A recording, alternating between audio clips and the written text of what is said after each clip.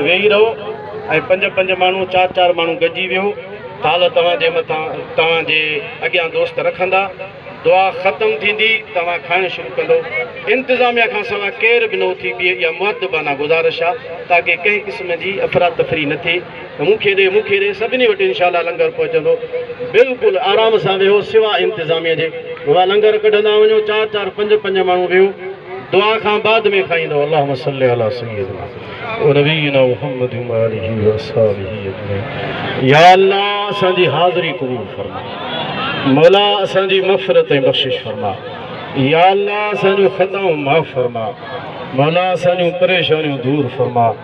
या अल्लाह आफ़तुनि मुसीबतुनि खां पनाह अता फरमा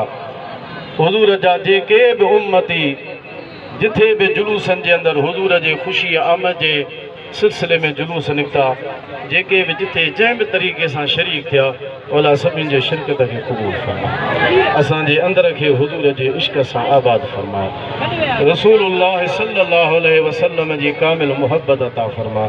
हुज़ूर जे तरीक़े मुबारक ते हलण जी तौफ़ीक़ अता फरमा मौला असांखे 5 वक़्त नमाज़ पढ़ण जी तौफ़ीक़ अता फरमा ज़िक्र ऐं फ़िक्र जी तौफ़ीक़ अता फरमा पंहिंजे इबादत जो ज़ौक़ ऐं शौक़ अता फरमा मौला सजदनि जी लज़्ज़त अता फरमा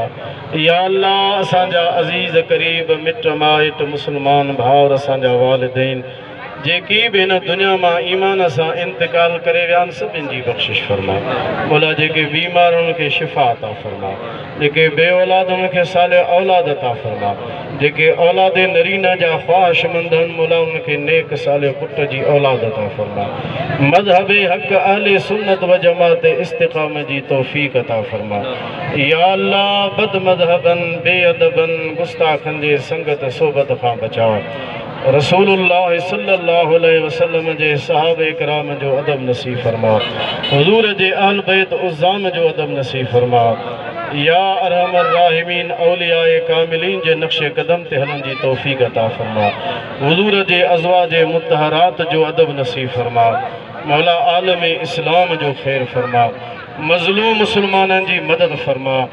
असांजे मुल्क पाकिस्तान जी हिफ़ाज़त फरमा या अल्लाह जेके पाकिस्तान जा मुहाफ़िज़ आहिनि